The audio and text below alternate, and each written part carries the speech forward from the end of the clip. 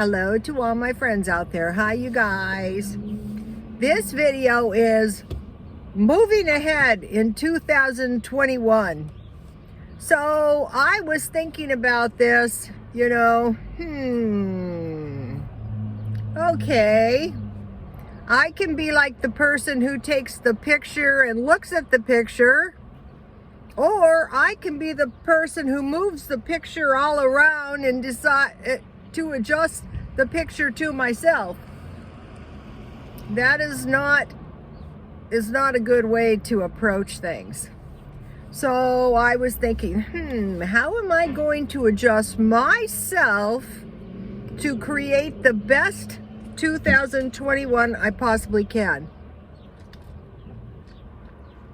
Well, I could look at it superficially and I could say, well, what has to be done is I have to save as much money as I can, be as thrifty as I can.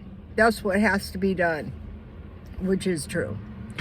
But if you look back in history a tiny bit to make sense of what's going on, like when things don't make sense, you're in confusion and it's hard to function. So looking back, my grandmother was born in 1906, so I do have some knowledge. I personally have knowledge of the last, say, 120 years. Around 1900s, we had an agricultural society, and so really, the country is only about 200 years old. So say 100 years knowledge is pretty good.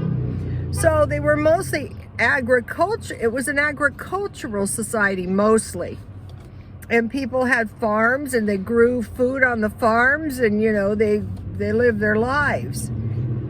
After that, shortly after that, we started to industrialize. We had the railroad, and we started to be able to create transportation from one part of the country to the next, and we went into from the farming and agricultural to the industrial age, where we had these steel plants, and immigrants were coming from other areas in the world. And when I was taking the nursing classes, the condition of the immigrants in New York City was really horrible. We studied the history of nursing, and when nursing first started, it was nuns mostly. And so the condition of the immigrants was really, really bad, and the nurses would try to help them. It was like a push to help these people. A lot of it came from Florence Nightingale. So anyway, we had the immigrants, and then we started to industrialize, and this created all kinds of jobs. So for a while, we in the industrialization, our society flourished. And then that pretty much gave way during the Great Depression, somewhat, around 1929. So from 1900s to 1930, the industrial age, we hit a depression. And the depression lasted 10 years. So from 1930 to 1940, give or take a few years, you guys. Come on, I'm not a historian. I was a hairdresser. So around 1940, this idea of consumerism took hold, and it originated from Ford. We could mass produce these cars, but in addition, we could create consumerism where the person would work and they would buy stuff and they would feel really good, and of course they would make lots of money. They would sell lots of cars, they would sell lots of goods. We have goods and services, and the consumerism has gone on from about 1940 until as we speak. And what's happening now is the consumerism went out of control to the extent that that people are buried in debt. Not just people. The debt is a big problem that's causing part of this problem. So we went from the industrial age, not that we don't still have industry, but a lot of it goes on outside the country, and this is another thing that's probably causing problems. But then, you know, we don't really want to industrialize the dangerous 5G and stuff, so, you know, it's okay. So then we went into computers, and computers is not really that old. I'm 66 years old. I can remember after the Vietnam War, we did not trust the government. I didn't have credit. I mean, if you try to look me up, good luck to you. I think I'm going back to that. But with social media, good luck on that. Another thing is, I think it was a miscalculation that people were so addicted to Facebook and Instagram, they could not drop it. When I divorced, I love my lawyer. There is a dissolution of this marriage as if it never existed. I dropped my Twitter and my Instagram. Bye. Okay, now we have like the computer age. The problem is information, which is very valuable to help you, but you can't eat it, you can't live in it, and you can't drive it. And you know, so we're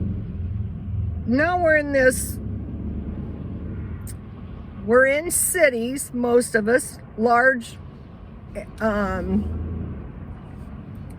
areas. Some of us are outside of the cities, but major cities. And now what we have gone from farming and agricultural, industrial, consumerism, computers. Now we're going into a political age. Otherwise, the political agendas would drive the things. Okay, the New World Order started in about 1940. And it's been slowly taking hold since.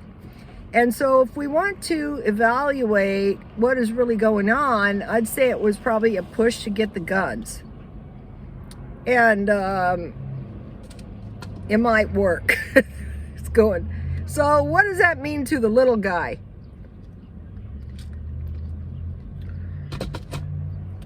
Well, the political powers is what they really are that are driving things.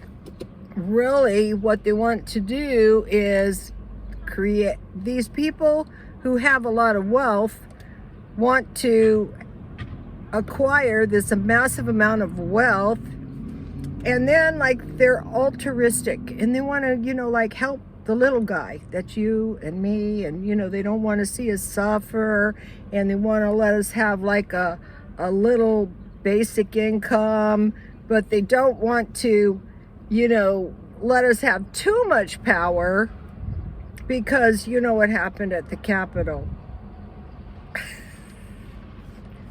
That's undesirable. So, you know, that was not good. So now about the car living.